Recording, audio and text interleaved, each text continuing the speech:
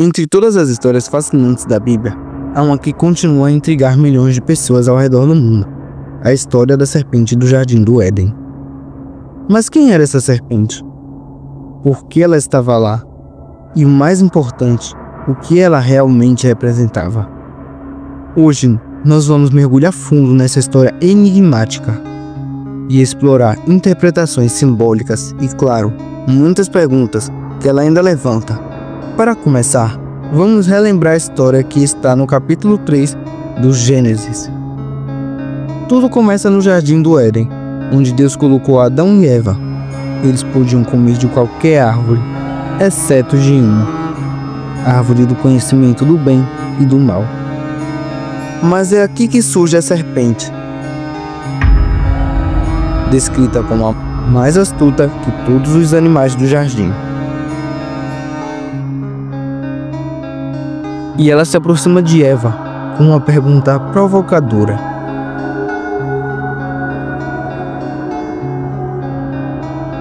É verdade que Deus disse que vocês não podem comer de nenhuma árvore do jardim? Quando Eva explica que é apenas da árvore do conhecimento que não podem comer, a serpente retruca: certamente não morrerás.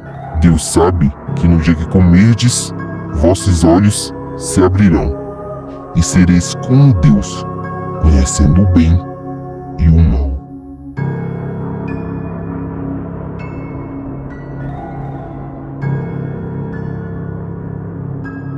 E o que acontece?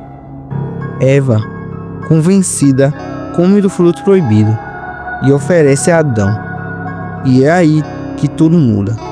Eles percebem que estão nus, sentem-se envergonhados pela primeira vez e se escondem de Deus. Esse é o momento que muitos chamam de a queda da humanidade. Mas quem era essa serpente? Algumas interpretações veem a história como forma literal.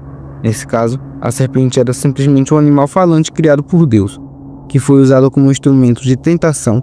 Inclusive, após o evento, Deus amaldiçoou a serpente. Sobre o teu ventre andarás, e pós comerás todos os dias da tua vida.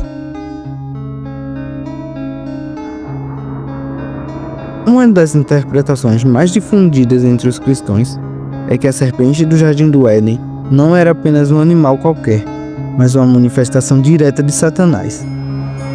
Essas ideias se apoiam em textos do Novo Testamento, como Apocalipse capítulo 12, versículo 9, que descreve Satanás como uma antiga serpente, que se chama Diabo, e Satanás, o sedutor de todo o mundo. Segundo essas teorias, Satanás teria se disfarçado de serpente para enganar Eva, usando sua astúcia para desviar a humanidade do caminho de Deus. Essa narrativa reforça a visão do diabo como um adversário supremo, aquele que busca constantemente corromper a criação divina. Essa interpretação, no entanto, leva a questões importantes. O texto original do Gênesis não menciona Satanás. Ele fala apenas de uma serpente. Então seria essa conexão algo que surgiu mais tarde como parte de uma interpretação teológica para explicar o mal do mundo? Ou há pistas ocultas no texto que apontam para essa ligação desde o início? Mas na visão judaica, aqui as coisas ficam mais interessantes. No judaísmo, a serpente nem sempre era vista como Satanás. Muitos rabinos interpretam a história de forma metafórica. A serpente pode representar o Yetzer-Hara, que é a inclinação humana para o mal. Em outras palavras, a serpente seria um símbolo das tentações internas que todos enfrentamos.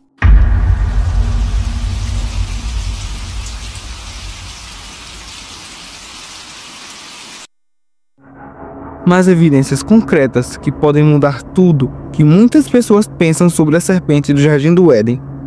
A descoberta de cientistas que prova que as serpentes já tiveram patas. e que por conta disso a serpente pode sim ser, e que por conta disso há provas que a serpente era um ser físico no jardim e não algo literal, e não algo figurativo, como a manifestação de algo, mas sim a serpente incorporada pelo próprio Satanás. Os paleontólogos descobriram fósseis que comprovam que algumas das primeiras serpentes tinham patas. Um dos exemplos mais conhecidos é o fóssil da espécie Tetraplodops ampaxa, encontrada no Brasil. Esse fóssil, datado de cerca de 120 milhões de anos, mostra uma serpente com 4 membros pequenos. Essas patas acredita-se que ajudavam na locomoção ou na captura de presas. Outro exemplo fascinante é a serpente de Najarriurega, descoberta na Argentina. Esse fóssil, que tem cerca de 95 milhões de anos, mostra uma serpente com membros posteriores bem desenvolvidos. O nome, Nyazaz, curiosamente vem da palavra hebraica para serpente, em referência à história do Jardim do Éden.